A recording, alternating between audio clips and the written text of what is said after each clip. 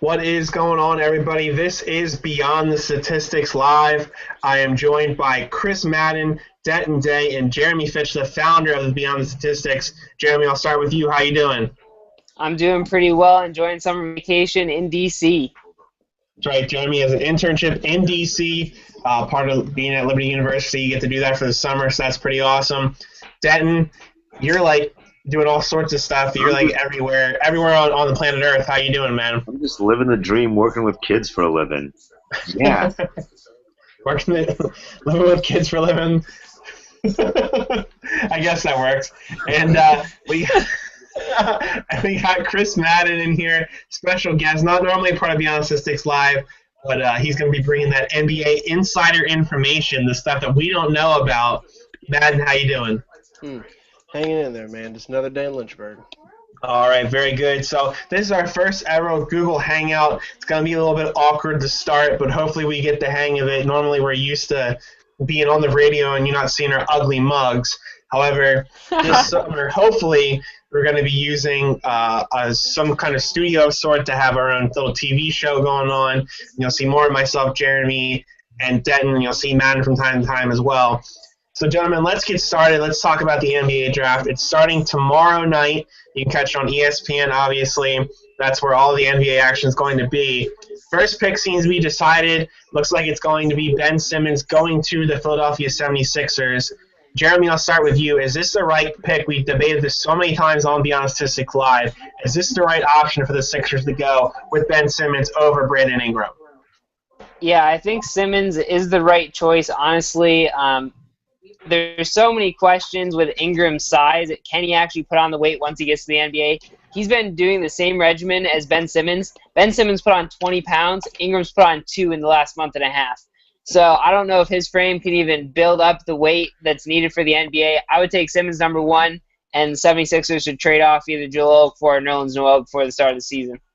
Now, you brought up a good, interesting point, Jeremy. There have been talks about the Sixers trading Okafor or Noel or even Joel Embiid if possible. Then I'll ask you, where would be a potential landing spot for them? There's been talks about the Celtics possibly moving up into 4. Is that too high? Where do you see a potentially landing spot, and how likely is it that each 3 of these guys get traded, or one of the 3? Well, if we're looking at Okafor in particular, Chicago, or Boston, like you said, but now with the trade of Derrick Rose, which we'll get into that a little bit later, but moving him, I would say Okafor would be an interesting fit in Chicago to kind of be like their main source of offense. And depending on whether or not they keep Jimmy Butler is still yet to be determined. But if they can get Okafor and just have a dominant big man, it's something that the league is really lacking right now, someone who can play with their back to the basket. Okafor has the potential to do that. And as well as he can kind of stretch the floor a little bit, not crazy with the three-point shooting, but he still has a nice mid-range jump shot. So putting him in Chicago could be an interesting fit, and I believe he's actually from Chicago as well, so that would be something cool to see as well. Madden, I'll kind of move it over to you a little bit. I ask you the same question I asked Jeremy. Is Simmons the right pick here? You look at the Sixers roster, and if they don't happen to move any 3 of these players, Embiid, Okafor, or Noel, they essentially have 4 players, the mix between the center position and the power forward. Now, obviously Simmons does have handles, but where do you see this, him fitting in this Sixers roster if it stays the way it is? If it stays the way it is, it'll be an interesting season for Philadelphia, as we've seen the past couple of seasons. I think one of those 3 guys is going to get traded, and I agree with Denton. I think the league is missing that presence of a big man, and Okafor very well could be him and Towns when they came in together. They could be that next series of the big men that've come in. We've had Shaq and we had Dwight Howard that dominated for a while. It's kind of time for one of these young guys to do that, and I think that could be what we get out of Okafor. Simmons is going to have to play. He's going to have to get a little bit more versatile and play probably a stretch 4, I imagine. He's going to have to guard some guys that are going to be a little out of his comfort zone. But if he's as athletic as we've heard he is, there should be no issue. And they really struggled. Ben Simmons and LSU did to get out of the SEC. They didn't even make it into the tournament. They decided not to play in the NIT.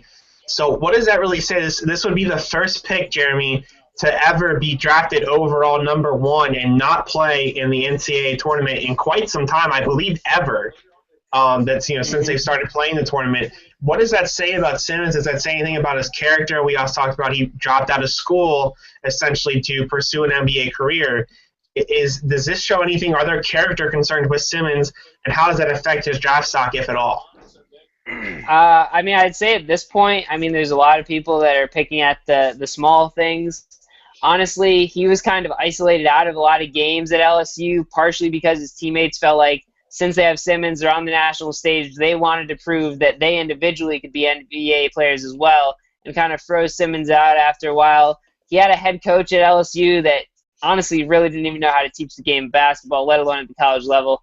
So I don't think we'd be having this conversation if he had gone to a Duke or Kentucky. I think we'd just be solidifying the fact that, you know, he's been the number one pick since high school. He proved in the McDonald's All-American game, and he's going to be the number one pick, and I think he's the best player in this draft, so I would go ahead and take him. But the 76ers have done crazier things. Wouldn't be shocked if they flipped on draft night and went Ingram, but you never know. Now, Denton, there have been some talks. I'm going to ask you two questions about Chris Dunn potentially being a third option here, an option that not many, that they haven't really discussed as much in the public, but he is an option. The Sixers need a point guard. What do you make of Chris Dunn? Could they potentially surprise everyone on draft night and select Chris Dunn? Well, I mean, I'll ask you the question because you're a 76ers fan. If they did that, how upset would you be? Because I feel like a lot of Philadelphia would go into an absolute frenzy. They went this tanking, trust the process, all of that, and you have this super hype guy like Ben Simmons, and if they were to ditch him to go to Chris Dunn, Philadelphia would be up in flames. Yeah, no, I agree with you. I'm just saying in terms of, that's the position that they need, and I feel like that's why they're trying to move back into that top 3, maybe even, that top 8 if he decides, if he falls. Chris Dunn is definitely a first round, in that top 5 of that, of the draft. There's no argument about that. And, also coming from a school not as highly regarded, I think also hurts his stock. LSU, not that regarded. Duke, obviously, Brandon Ingram, probably one of the most well-regarded schools in all of college basketball. So I think, you've kind of got both ends of the spectrum. You got a guy coming from LSU, but he's the superior talent. Then you've got the best point guard in the draft in the position where I think they need it the most. So I agree with you that, obviously Simmons is the best talent in this draft.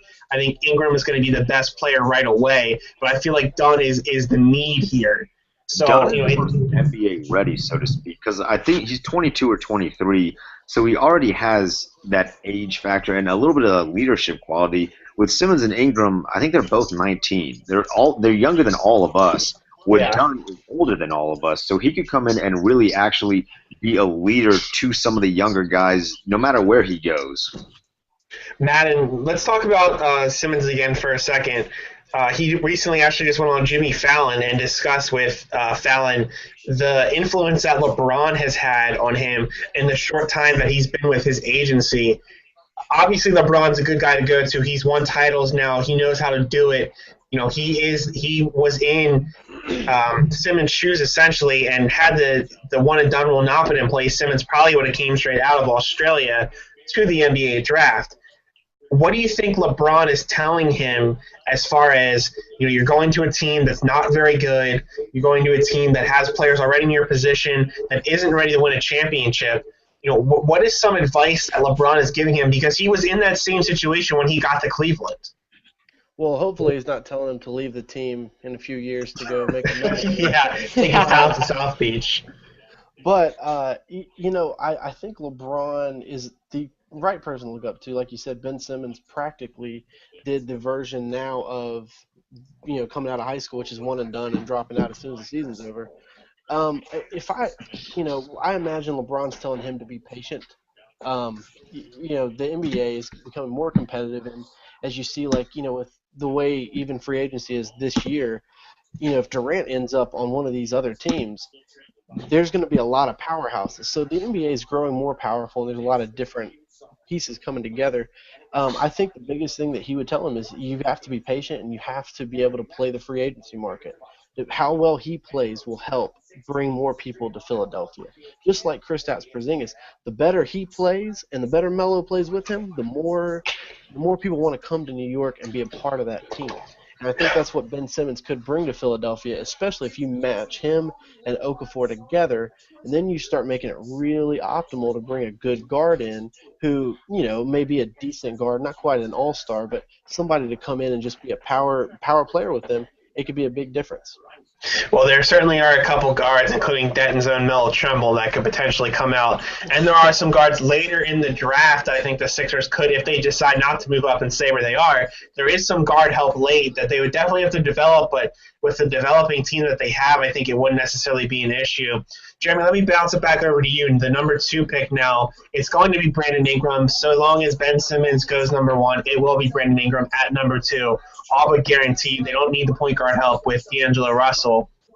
Talk about the fit, and I personally think it's probably one of the best picks in the draft. Brandon Ingram going number 2 to a team that really just needs that shooter, and he's going to provide that. Yeah, I mean, honestly, I wouldn't be shocked if we see a possible D'Angelo Russell trade tomorrow on draft night. But I think this is the kind of star or young star that has the potential of a Lakers player. And, I think the Lakers did mess up last year, in my opinion, with not drafting Jahlil Okafor, because could you imagine the combination of Jahlil Okafor and Brandon Ingram in year 2 now coming into the Lakers? But, it is what it is. The Lakers decided to go with D'Angelo Russell. We know about that. We saw the Foot Locker commercial. At least I did yesterday. Oh, yeah. Quite funny. He's Love making fun of the the issues with Nick Young, but Nick Young's not laughing because he's single now. But For now. I wouldn't be shocked if we see D'Angelo Russell move. D'Angelo Russell move tomorrow night. But I do expect Brandon Ingram to go number 2 to the Lakers and join Julius Randle and hopefully Jordan Clarkson if they re-sign him in free agency. Dan, I'll ask the same question to you. You're looking at this, the selection number 2, Brandon Ingram. What do you make of it? Does he fit into the Lakers system? Is he going to be able to work with a coach in Luke Walton that's coming off a team that's pretty darn good three-point shooting team? I think at this point in time, with their struggles, they're sort of in that transitional period where, the quote-unquote system isn't a thing right now. This is their time where they can build that system. So at this point, you kind of take the best player available, which at that time will be Brandon Ingram, and then you build it around him, around Julius Randle, D'Angelo Russell, Clarkson, whoever you have there, your pieces, and then you build that system with those guys. They're not at a point where they can just try to form fit guys into the system. They have to build it themselves, and they do that by drafting the good players, whether that's Ingram or if Simmons is there at number 2, taking one of those guys and then creating that system. Madden, I'll pose this question to you. You look at a player like Brandon Ingram, as I mentioned, he's a shooter, and Luke Walton coming from Golden State. Does Luke Walton, obviously Brandon Ingram's the second best player in this draft, maybe even the first in some people's eyes. Is he a guy that's going to fit in what Luke Walton is looking to do in Los Angeles? Repeat that again. Something cut in and out there. Oh, excuse me, I had to sneeze there.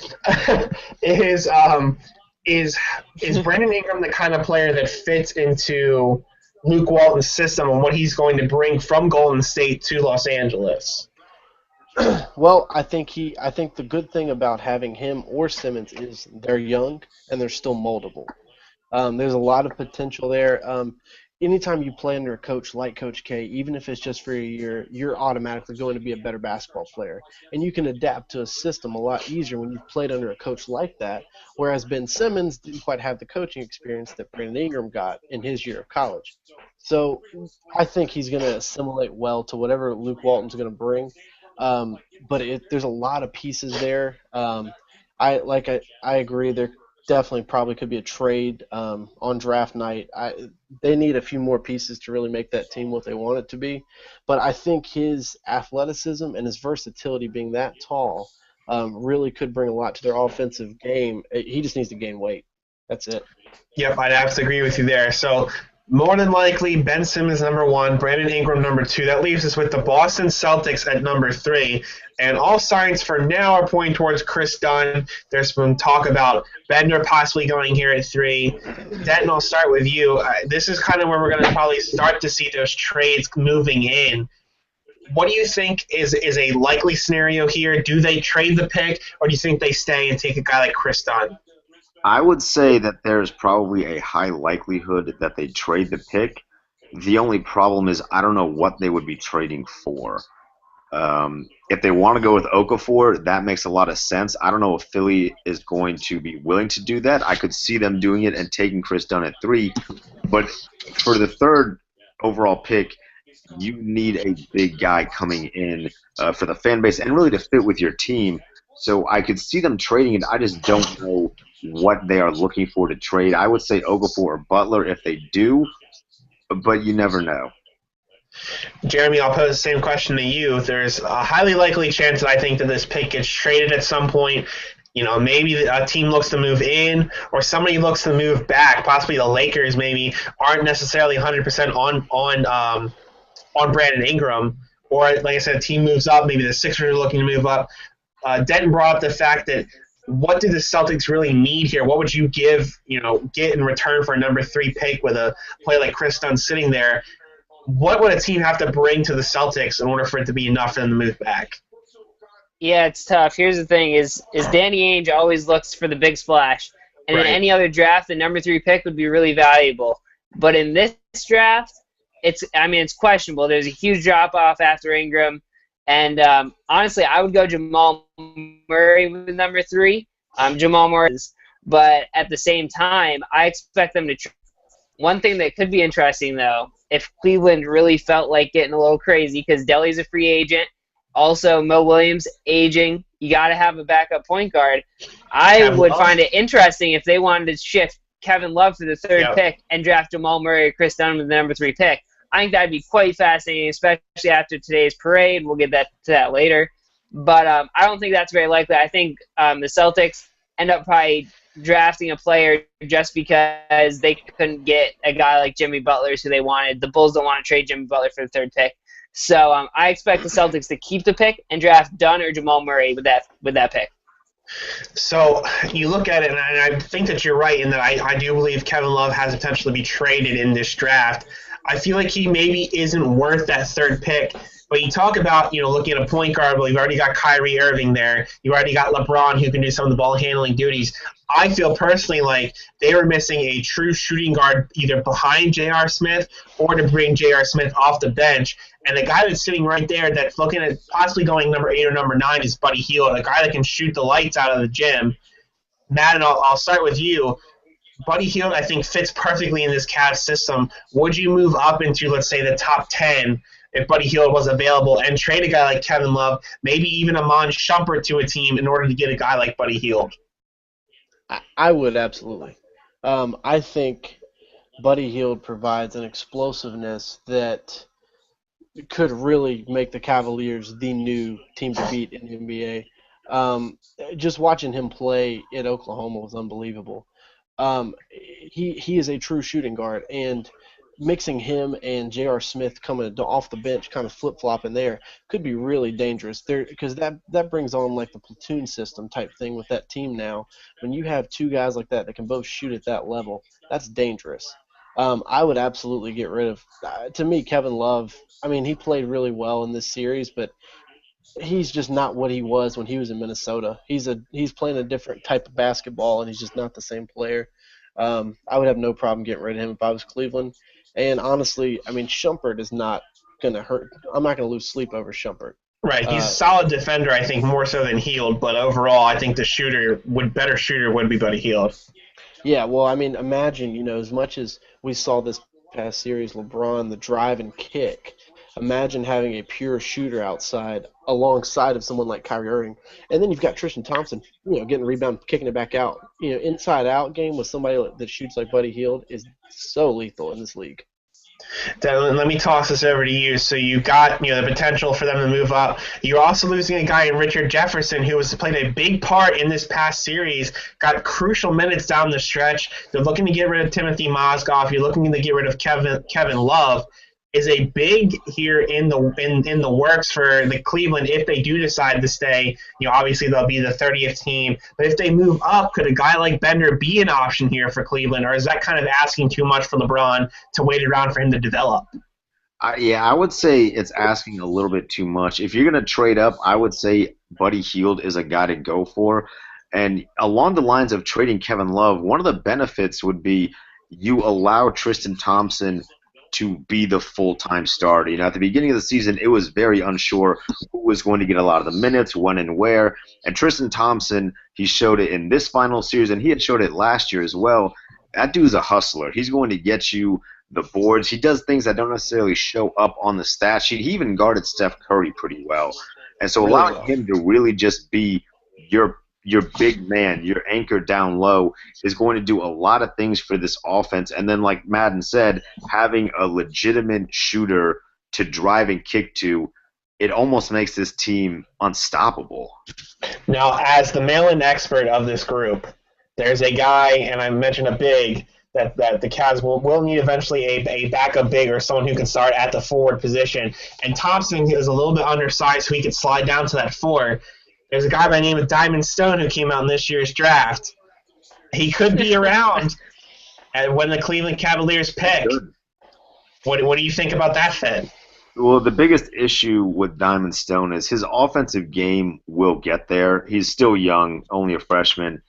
He cannot move his feet very well on defense, and that was one of Cleveland's biggest concerns coming into that final series, a defensive really everywhere other than LeBron. Now, in this final series, they kind of proved that wrong. Everyone played really good defense, but Diamond Stone is not known for his defensive ability. He's not necessarily that, quote-unquote rim protector of a guy. He has the size to do that, but at this point in his career, he's going to make his money on the offensive side of the ball. So you're going to have to work with him defensively, and that was honestly one of Maryland's biggest downfalls, is he couldn't defend. Yeah, absolutely. I agree with you there. So some quick rapid-fire questions here to wrap up the NBA draft talk. Jeremy, I'm going to start with you. In their first year in the league, who averages more points per game, Ben Simmons or Brandon Ingram? Ben Simmons, no doubt, Rookie of the Year. Denton, Ben Simmons or Brandon Ingram, more points per game? I'm going to go Brandon Ingram because I think he's going to have an opportunity to score a lot more in the first year.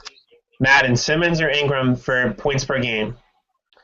I think Ingram, just because the Sixers is still a mess. Unless they do some trading, it's going to be, I think, Ingram. All right, well, you brought up trades, Madden. I'll deflect this question back to you as well. Tell me one team that will move up into the top part of the draft in order to select one of the players in the lottery. I'd say the Celtics trade out, and I'll see.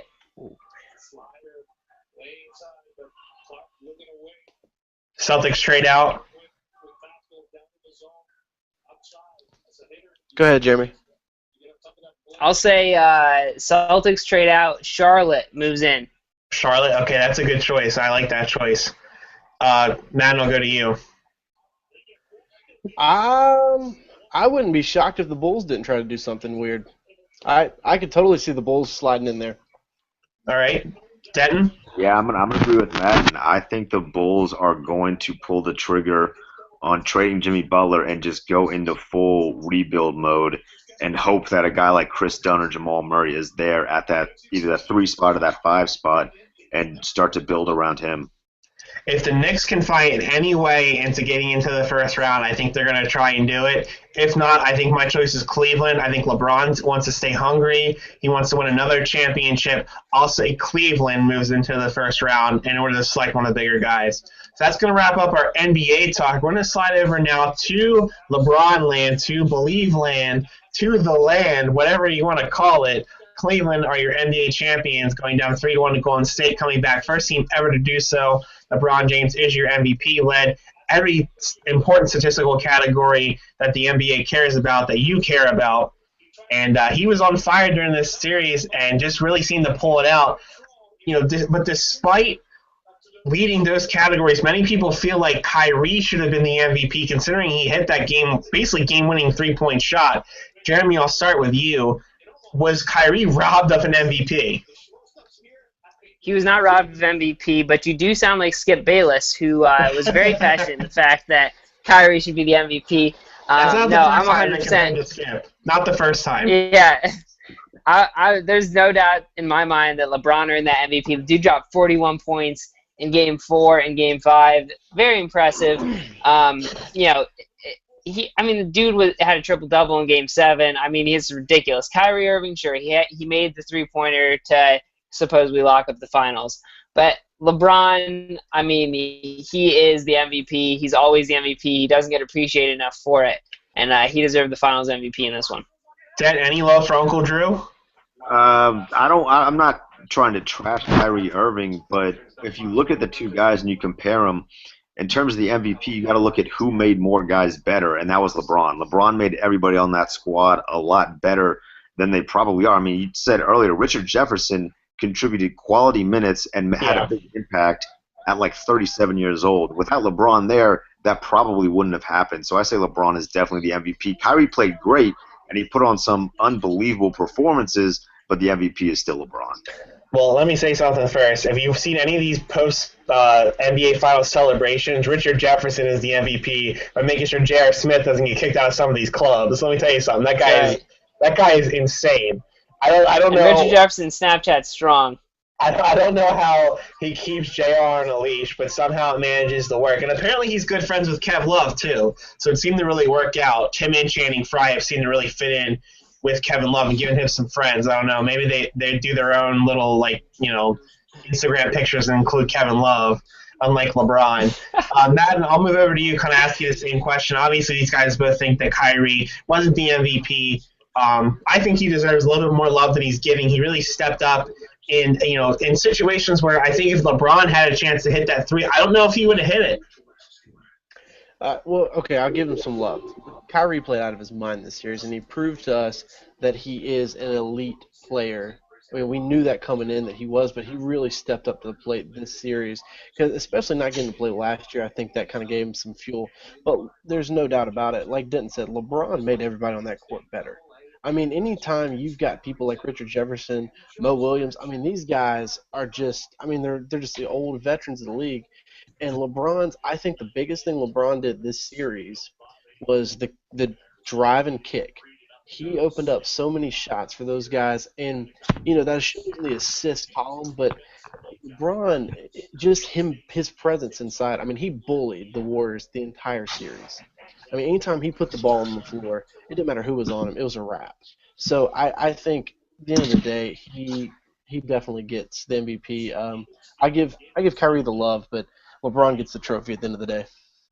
Yeah, I'd have to agree with you guys. Like I said, I'm trying to stick up for a Kyrie a little bit here, because there are some questions in this series of whether what would happen with Curry. Would he be able to guard Curry with the threes?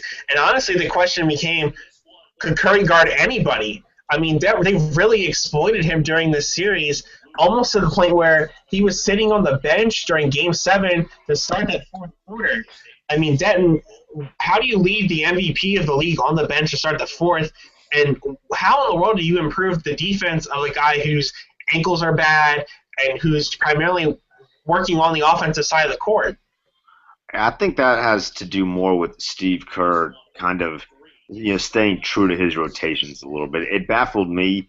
At that point, there's literally 12 minutes left in the season, barring overtime.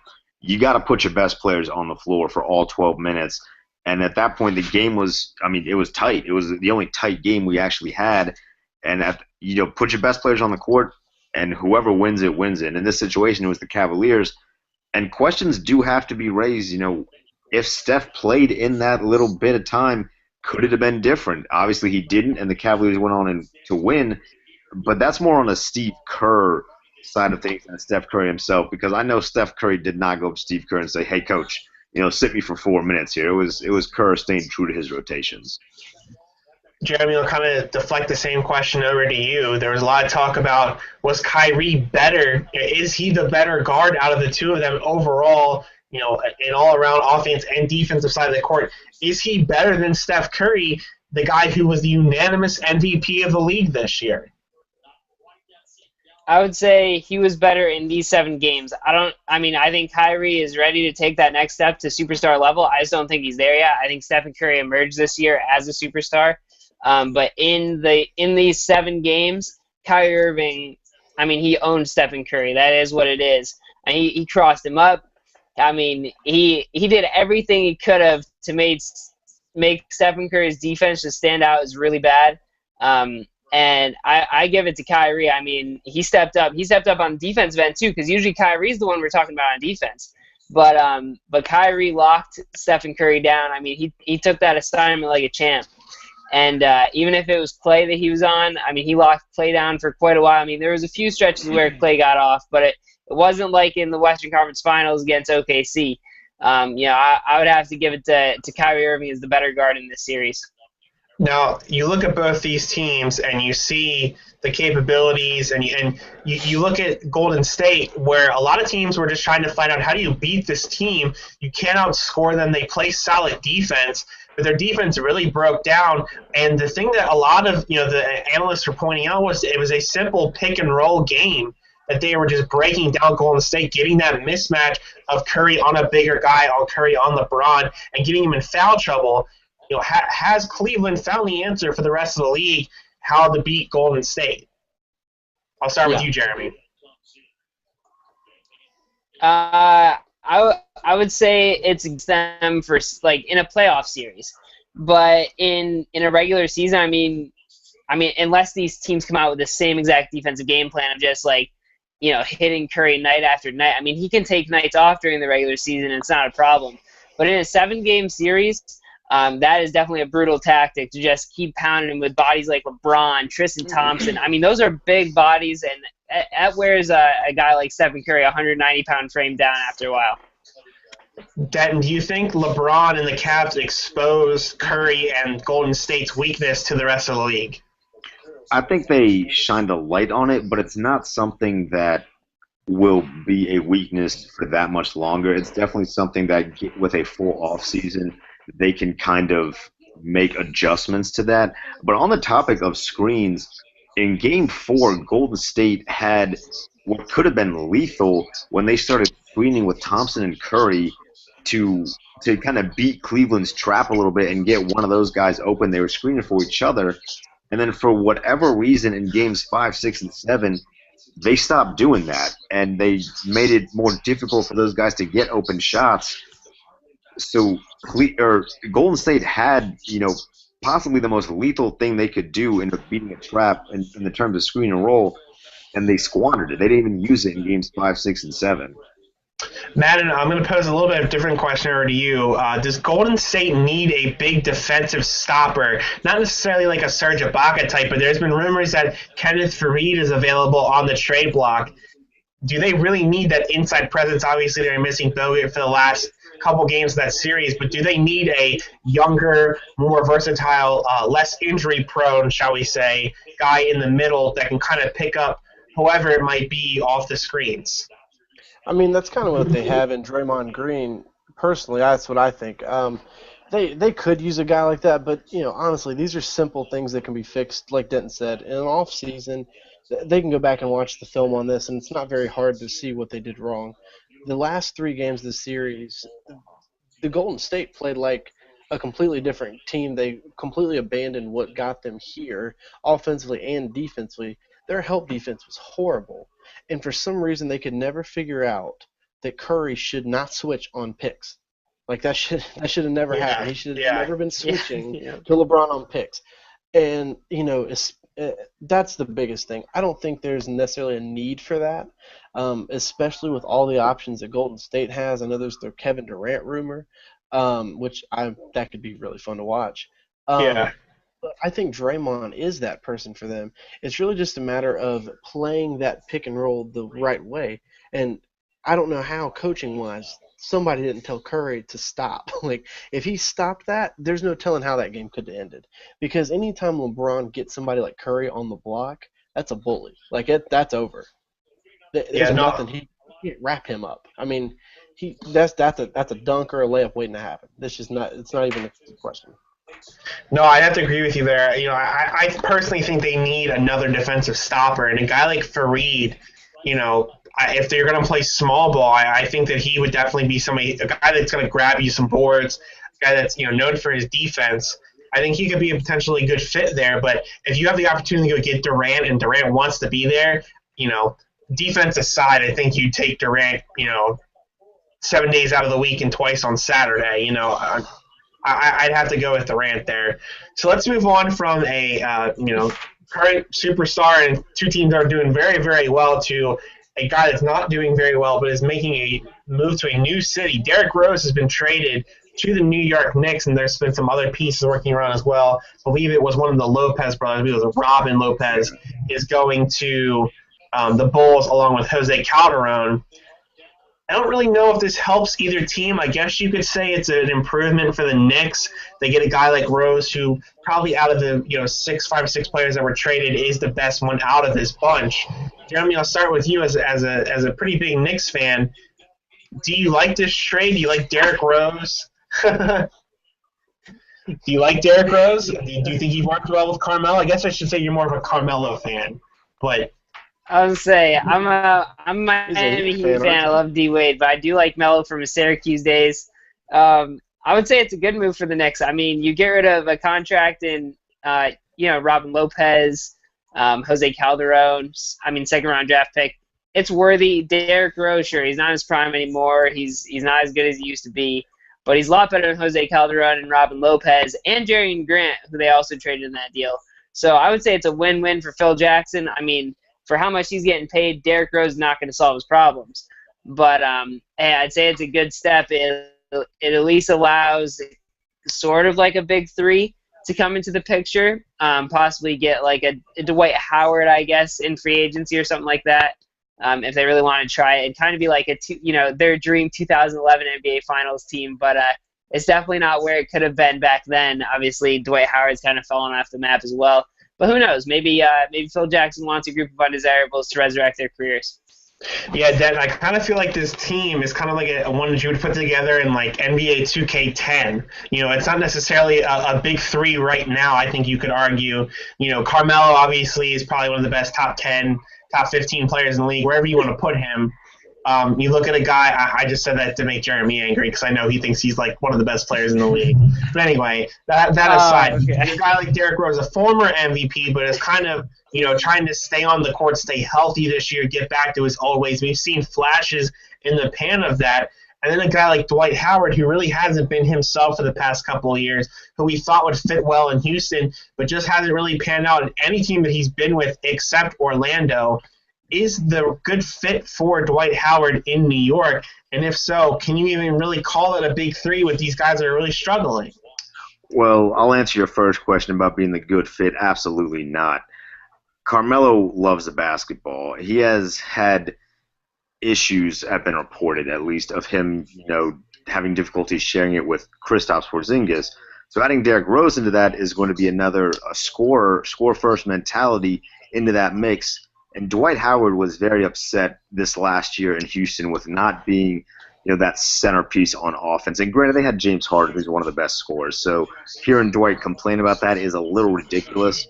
But he does believe that he has the ability to be a top center in the league. And before that back injury that eventually led to his departure from Orlando, he was a dominant force, and he thinks he can still be that.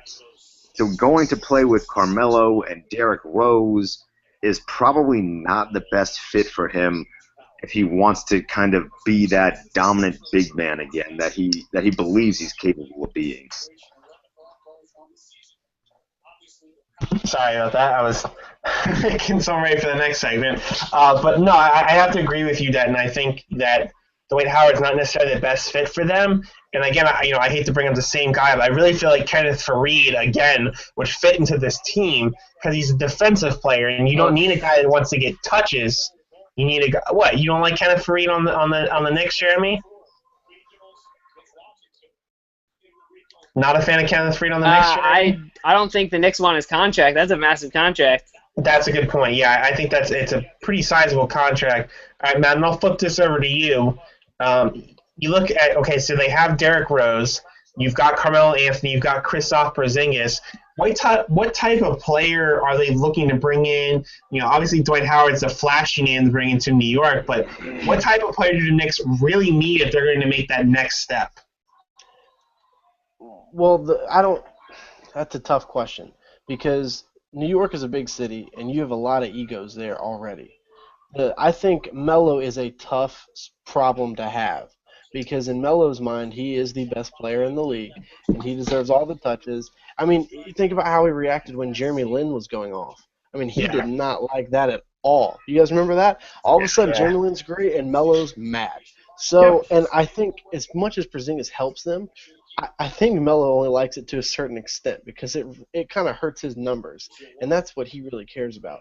So if the kind of guy you want for them is I'm trying to think of a player, but it's really tough. You want a solid defensive guy who can throw up maybe 8 to 10 points a game. Not a big scorer, but he's going to contribute in other ways. Maybe as your pick guy, maybe rebounds, and definitely defensively. But you don't want anybody with any more ego because you've already got, no longer is Melo the number one selling jersey in New York, and that probably hurts him more than anything.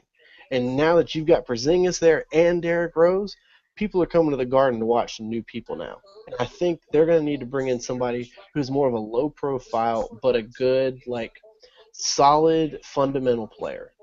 Who that is, I still am not quite sure, but I'll get back to you on that.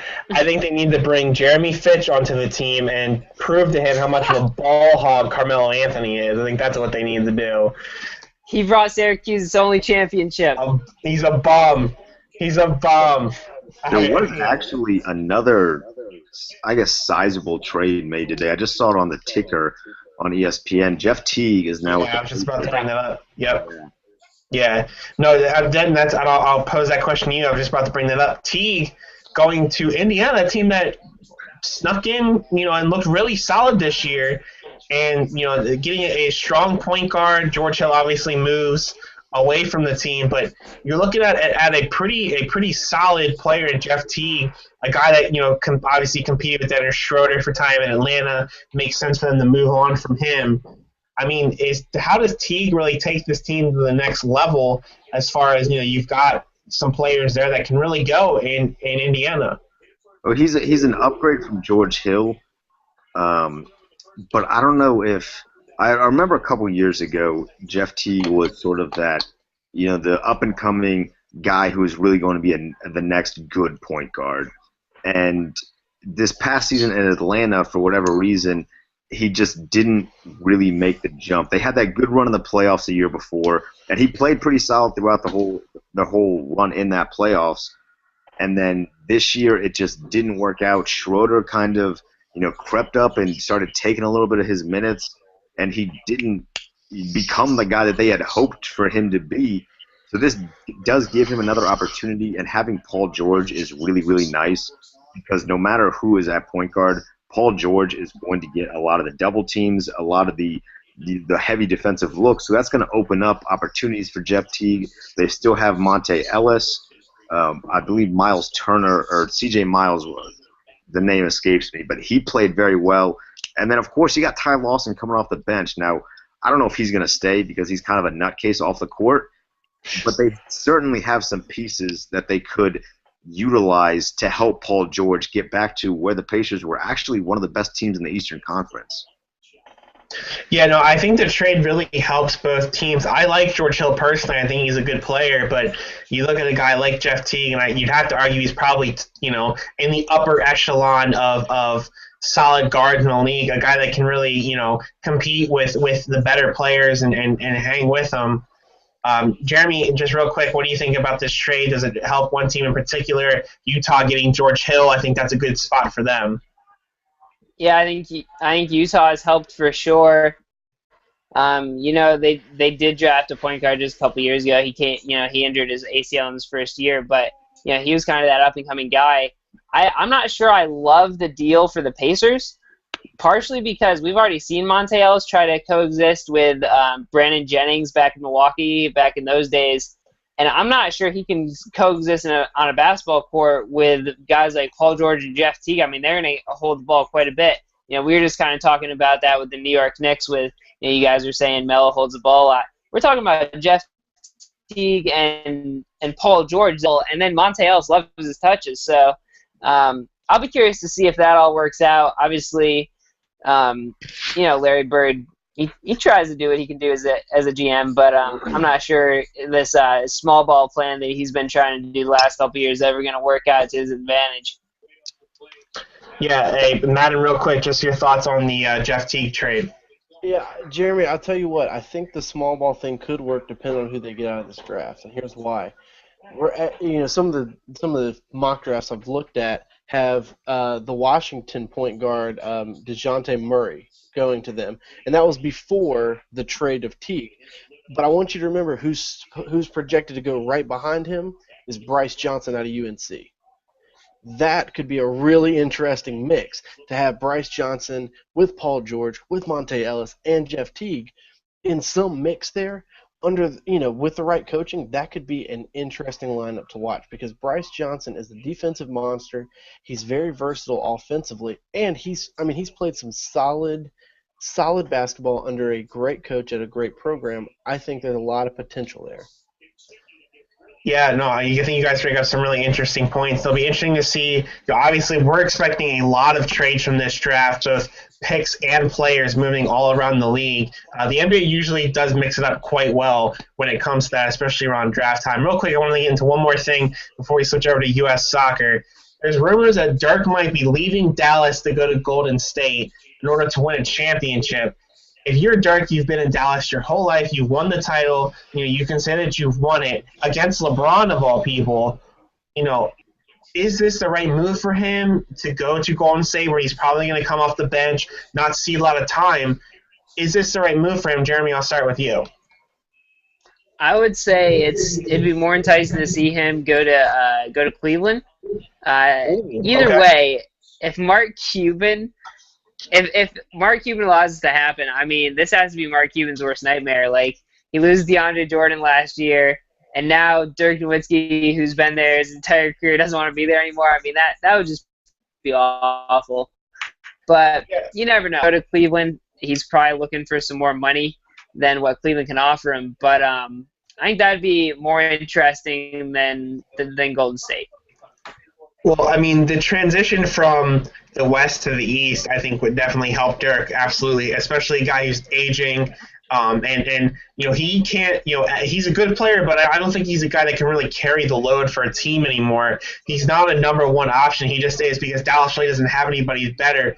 So, Denton, do you think Golden State's a good fit for Dirk, a guy who's maybe looking to add a second ring? Well, he'd certainly help that bench a little bit because he can still shoot the ball, and we know that. I can't really hate on a guy for wanting to win a championship, and if he feels like Golden State gives him the best opportunity to do that, I say go for it. If he can still hang for another year or two and help them win the championship, that's what this is about. He's earned his money throughout his career. He's gotten, paid a lot, and he won that championship with Dallas, so we've got that one under his belt that he did himself.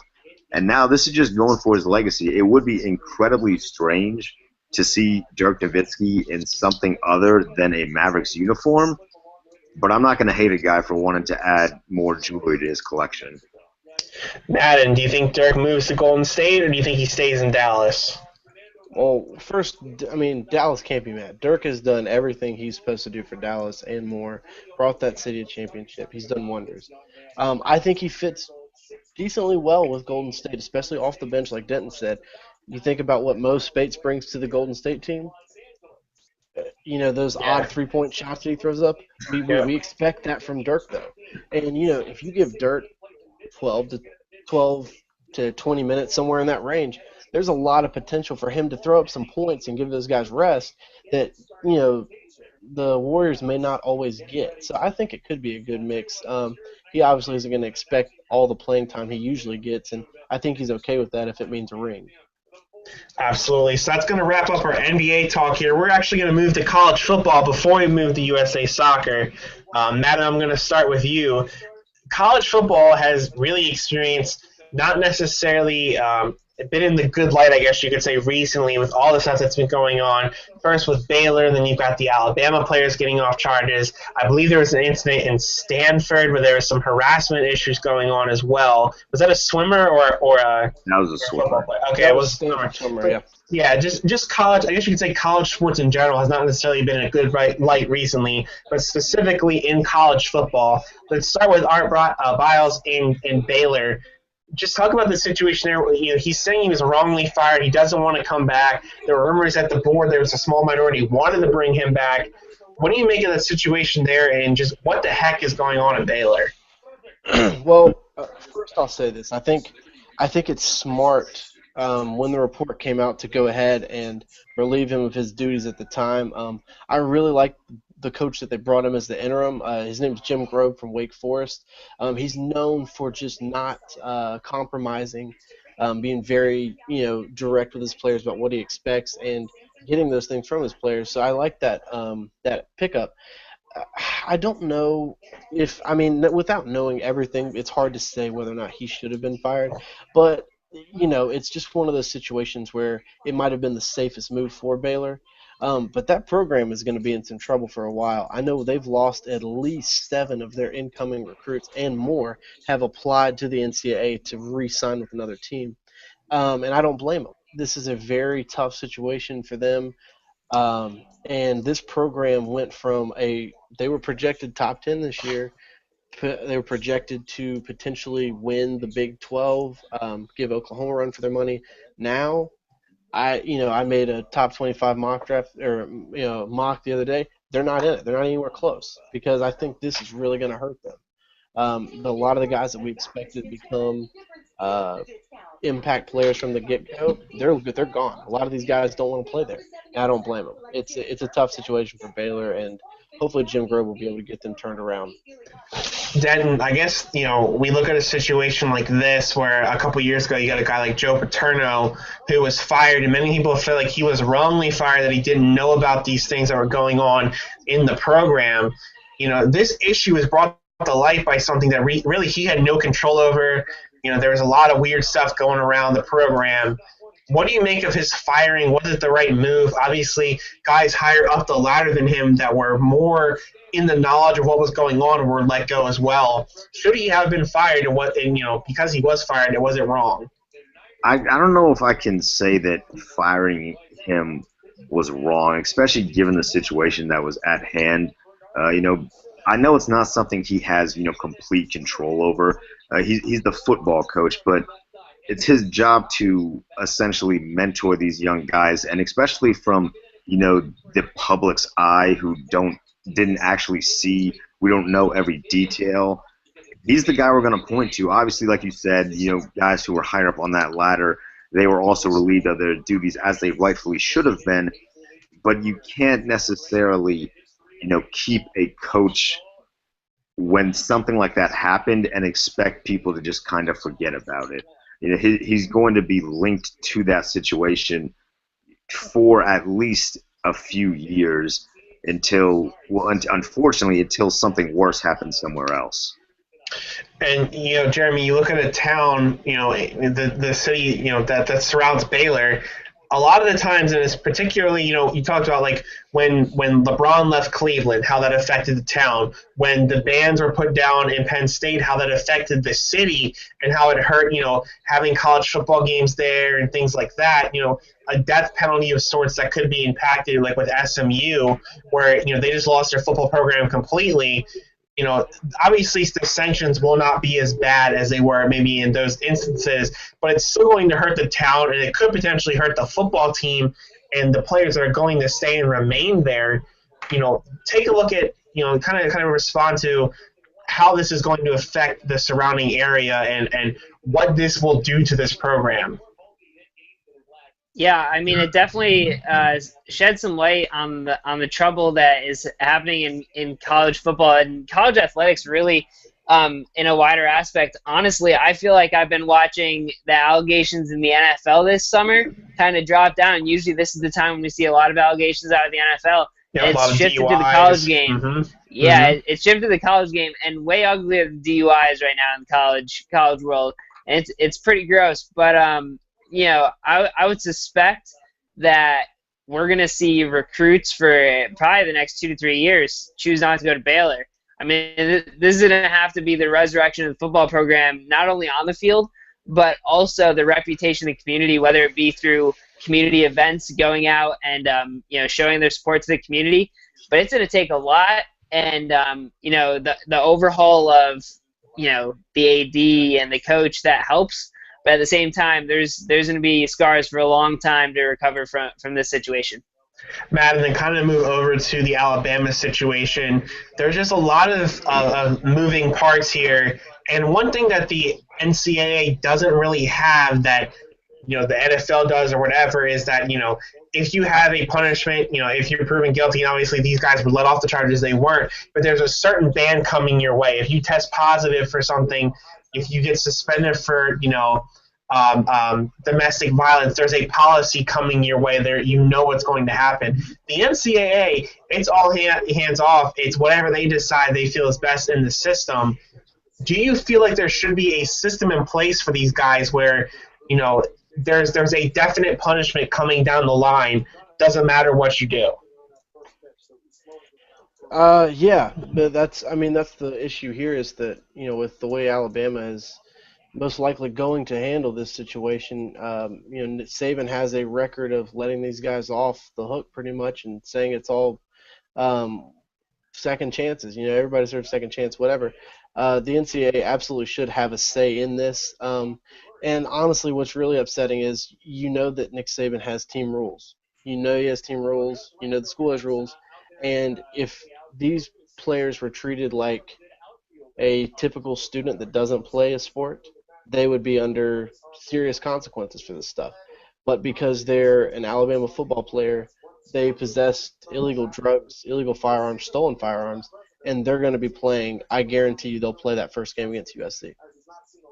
Yeah, you look in the past, I guess, like I was bringing up that a guy like Johnny Manziel, the list kind of goes on and on of guys that have really been let off the hook. Jameis Winston is another guy that comes to mind that have exceeded, or I guess you could say have leaped over the rules and kind of just went into, he wasn't proven guilty or whatever. There were guns in the car, there were drugs in the car. We know that they were let off. Should there be a punishment in place for these guys?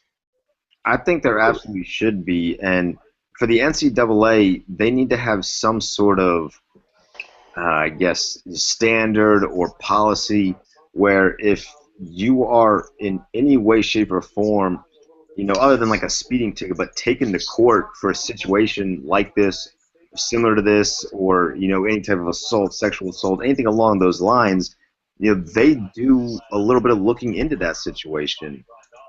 We don't know all of the details, but this shows just a major issue with really a lot of different things and different aspects of the world of sports, because the DA essentially said, I let them off because they're football players, and that's the biggest issue. Sure, it was all these guys' first-time offense, so I can understand, if they want to give a second chance. It could just be a bad decision. I get it. It happens. But letting them off solely because they're football players, if one of us would have been in that same situation, would we have been let off because it was our first time? Probably not. And that's the biggest issue. Whether they're Alabama football players or, guys like us or dudes in the robotics club at, a community college, it should be generally the same principles and policies to make a decision like this.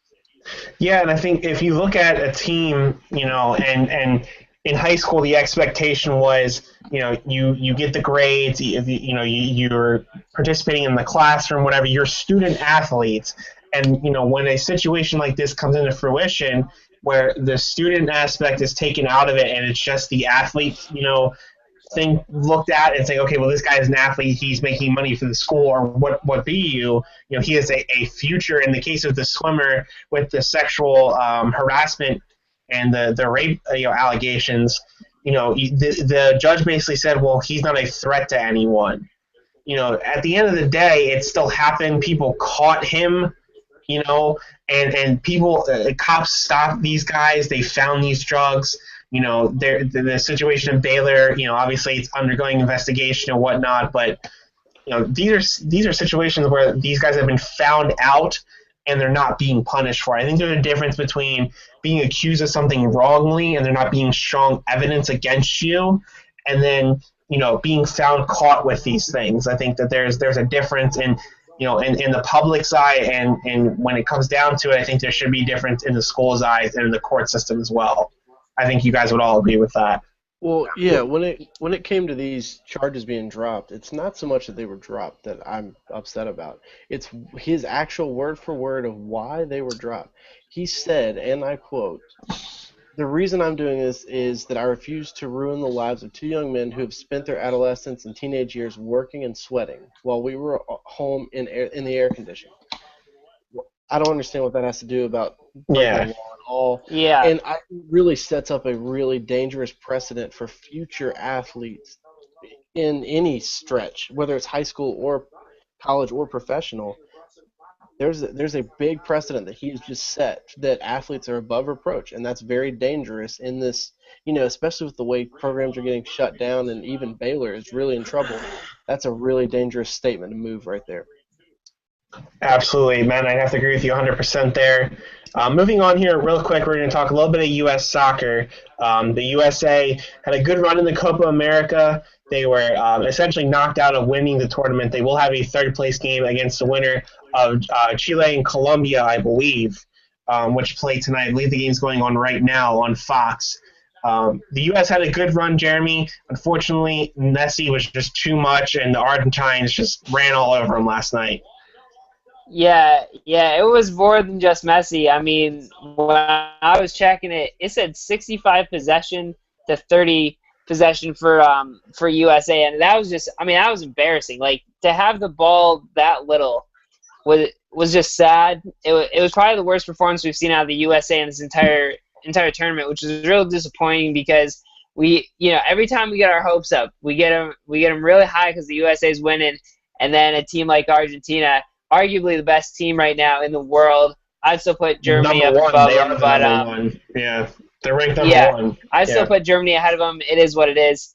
But we'll see come World Cup time exactly who's the number one ranked really. But yeah, Argentina's good. Lionel Messi, I mean, he's the best player in the world. I don't care what anybody says about Cristiano Ronaldo. Messi is dirty, and Absolutely. Higuain is a really nice addition on the Argentina team. So I would give them the best chance to win Copa America, honestly, at this point. Denton, soccer and stuff. Yes, I mean, I would think based on some of the things we've seen that Klinsmann's job is his seat is getting hotter and hotter by the minute. I mean, obviously, I'm not exactly a soccer guru by chance, but we're supposed to be winning a lot more than we're actually winning, and it's not like our players are absolutely dirt awful. We do have some good guys on our roster, and they're just not being utilized correctly. Klinsmann has to go, man. Yeah, I mean, you look at the team, and I feel like they overperformed as far as getting to where they got. There, nobody really expected them to beat Argentina, but they were a loss away to a very good Costa Rican side and getting knocked out of the tournament. That Costa Rica is not the best team, but in that part of the world, they're a solid team, a team that the USA has to beat in order to make it to the next round. And then they got some help from Costa Rica, beating, I believe it was Colombia, if I'm not mistaken, in order for them to win the group. So they got a lot of help in that, and really just was able to survive essentially. And then Brazil getting knocked out of the tournament, they don't even have to play Brazil, at all. And who knows what would have happened in that matchup. So the USA really got lucky here, and when they finally came up against a team that was superior to them, they seemed to kind of back off. Madden, just your take real quick on the game last night and where Team USA goes from here. Well, I wasn't shocked at the outcome. My expectations for at least the men's side of U.S. soccer is not very high. Women's, on the other hand, I love watching. I'm glad that they were Yeah, able to yeah. pull that off.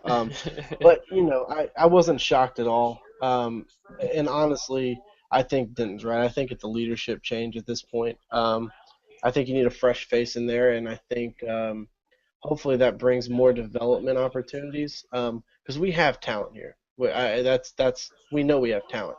It's just I don't know if it's like Denton said. I'm not a soccer guru by any stretch, but after a while you have to ask yourself, is it the players or the coaches? So if we got a lot of young guys and I think we have a lot of potential, but I think at some point the leadership is going to need to change and they're going to need to get some fresh faces in there. I was listening to a segment today by Colin Cowherd, and he was discussing the treatment of soccer players versus other athletes in the United States, more so soccer players here versus soccer players in the world. He was saying, if Messi and Argentina were to lose that game last night, they would there would be people looking for them in Argentina to take them out.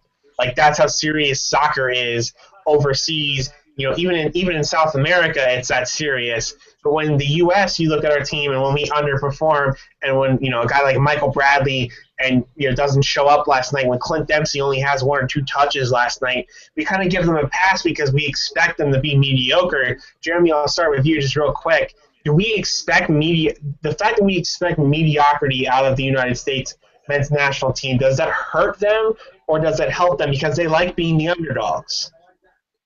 Well, I would say mediocrity is a generous statement. I expect far less than mediocrity from the U.S. men's national team. And, when they do happen to win a game or do happen to advance in a tournament like this, I'm surprised, pleasantly surprised, happy for them. But at the same time, it's more for me, kind of like what Madden said with the women's team. If we lose as the women's national team, that's shocking because we're not expecting it. If the men lose, it's the expectation. Yep, no, I have to agree with you there. Denton, real quick, do you think we hold these soccer players for the United States at a lower standard than we do the rest of our athletes? Definitely, and that's solely because soccer isn't necessarily our power four or core four of sports. It's sort of that fifth sport. So we don't watch it as much. Not as much people will flood the arenas when the teams play. For the MLS, I haven't watched an MLS game in ever. Yeah. So we don't see them as much. Where now, if USA basketball goes and they get spanked and they don't come home with the gold medal, it's an uproar because we watch these guys, we know that they're great, and with soccer we just don't have that right now. It's unfortunate because we do have so much talent, throughout this nation, and especially given the population we have matched to some of the populations of these other countries, we should essentially be annihilating them. But it's just not a focus in our sports culture today. Dan, you bring up a good point about the population. You look at a team like Iceland over in the Euros right now. I was going to bring them up, actually. Drawing, 300,000 people, which is basically the size of St. Louis, and somehow they draw against Portugal and Cristiano Ronaldo, but we can't seem to do anything against Argentina. Madden, I'll kind of direct this to you, and kind of the same question. What do we need to do? Is it a put more money into these soccer academies? Is it we just need to take it more seriously? What does the U.S. need to do to take the next step? I don't know, because to me, it's our soccer program men's wise is a joke. It's I've seen them play one game live, and it was against Mexico, and they won, and it was a huge game. It was a great deal. It was awesome. But other than that, I watch them play and it hurts me because it's not an accurate representation of American sports by any stretch. I mean, just like Denton said, basketball wise, if we even came close to losing games, we'd have a lot of questions asked. But we don't expect anything less. And I think the other thing is, if you take a country like Iceland, I'm not really sure what their main sport is. I assume other than hockey and maybe curling? Maybe curling. Yeah. Is that a thing? Well, remember, Iceland is green and Greenland is ice. Oh yeah, no, I assume they don't have much to do, so they're probably doing it. But anyways, they as a team like that, their soccer for 300,000 people, that's probably the most pride they're ever gonna have. Yeah. So for them to draw with Portugal, that's a defining moment. That'll be in history books for people in Iceland. But for us, I mean, we could have won the gold medal, and that's still we could win the gold medal in the Olympics, and that's not going to be in the history books for Olympic sports for the United States, just because soccer isn't as big a deal as the Dream Team or now they're bringing baseball back. Yeah. I care more about watching whoever we're going to put in the baseball side. I care more about who they're going to put in the softball team than how our soccer's doing, because I know how they're going to do. So until they completely shock us with something, I'm it is what it is. It's not going to change. Yeah, and you brought up Mexico, and they're obviously one of the USA's greatest rivals in terms of soccer so far.